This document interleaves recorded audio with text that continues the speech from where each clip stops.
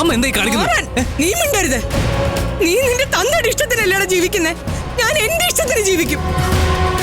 ഞാൻ ഇനി ഈ കുടുംബത്തിൽ കാല് കുത്തില്ലടാ. പോയിക്കോ. പക്ഷെ അന്ന് ഇറങ്ങിപ്പോയ പോലെ ആവരുത്.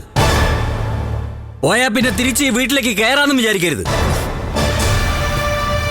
അമ്മേ, അമ്മേ, അമ്മേ.